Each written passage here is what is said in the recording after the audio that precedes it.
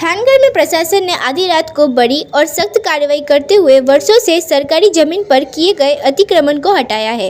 ये अभियान नायब कलेक्टर चोटीला एसटी मकवाना के नेतृत्व में चलाया गया, जिसमें थानगढ़, चोटीला और मूली के मामलतदारों की संयुक्त टीम शामिल रही। कार्रवाई रात करीब 1 बजे शुरू हुई और लंबे समय तक चली। ये अतिक्रमण सूर्या चौक के सोनगढ़ और तरनेतर रोड तक फैला हुआ था, जहां सरकारी सर्वे नंबर 79, 81, 89 और 349 की जमीन पर बड़े पैमाने पर अवैध कब्जे किए गए थे। इन जगहों पर दोनों ओर पक्के निर्माण किए गए थे, जिसमें सड़क और आसपास का क्षेत्र पूरी तरह अव्यवस्थित हो गया था। प्रशासन ने कार्रवाई के दौरान कुल 231 अवैध दुकानों को हटाया। इसके साथ ही 7 सैनिटरी वेयर फैक्ट्रियां, अवैध रूप से संचालित आशापुरा अस्पताल और 17 रिहायशी मकानों को भी तोड़ा गया। कुल मिलाकर 260 से अधिक अवैध कब्जों को हटाकर सरकारी जमीन को मुक्त कराया गया। प्रशासन के अनुसार करीब 52,000 वर्ग मीटर सरकारी जमीन को अतिक्रमण से खाली कराया गया है, जिसकी मौजूदा बाजार कीमत लगभग 210 करोड़ रुपए बताई जा रही है। जांच में ये भी सामने आया है कि कई कब्जादारी इस जमीन पर दुकानें और मकान बनाकर किराया वसूल कर रहे थे। ऐसे लोगों के खिलाफ आगे कानूनी कार्रवाई की जाएगी। प्रशासन ने स्पष्ट किया है कि अतिक्रमण हटाने के लिए पहले ही नोटिस जारी किए गए थे, लेकिन कब्जादारों ने इन्हें नज़रअंदाज किया।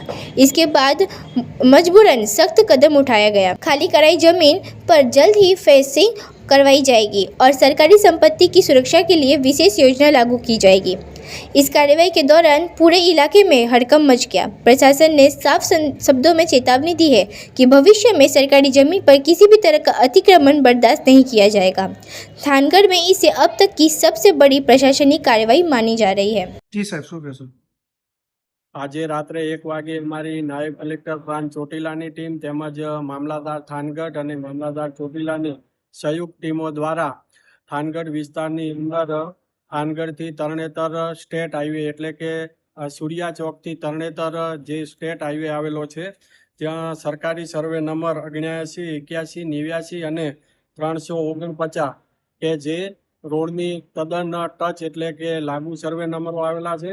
આ સર્વે નંબરો ઉપર ખૂબ જ મોટા પ્રમાણની અંદર કોમર્શિયલ દબાણકર્તાઓ દ્વારા બાંધકામ કરી અને આ દુકાનોનો ખૂબ જ મોટા પાયે અબજા ઉઘરાવીને ઉપયોગ કરવામાં આવતો હતો।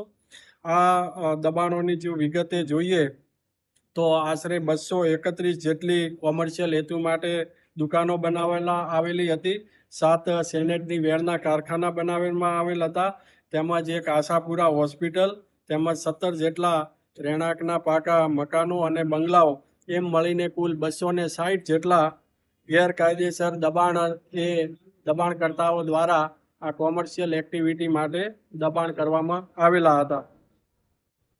આ જે કોમર્શિયલ જે દબાણો છે એ દબાણકર્તાઓ દ્વારા જુદી જુદી દુકાનો, હોટલો, રેસ્ટોરન્ટો વગેરે બાંધકામ કરી અને અહીંના જે લોકો છે એમને ભાડે આપી અને મોટા પ્રમાણની અંદર ભાડા વસૂલ કરવામાં આવતા હતા। સાથે સાથે અમુક વેચાણ દસ્તાવેજો કરી અને હપ્તા પણ ઉઘરાવવામાં આવતા હતા, જેને ધ્યાને રાખી અને મામલાદાર થાનગઢ દ્વારા આ દબાણકર્તાઓને 61ની નોટિસ આપી સાંભળી, પરંતુ કોઈ પણ જાતના પુરાવા રજૂ ન કરતા આગે આ મેગા ડિમોલેશન છે એની કાર્યવાહી હાથ ધરવામાં આવેલ છે।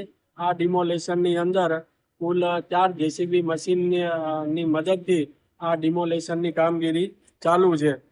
આ સરકારી જમીન છે, કુલ 52 એકર ઉપર દબાણ હતું અને 52 એકર જમીન છે એ 3 દિવસની અંદર આ કાર્યવાહી 3 થી 4 દિવસ ચાલશે। 52 એકર જમીન કે જેની કિંમત 210 કરોડ અને 26 લાખ રૂપિયા થાય છે, જે તમામે તમામ જમીન છે એ ખુલ્લી કરી અને કબજો મેળવી અને ત્યારબાદ તાર ફેન્સિંગ કરી અને સાચવણી કરવામાં આવશે।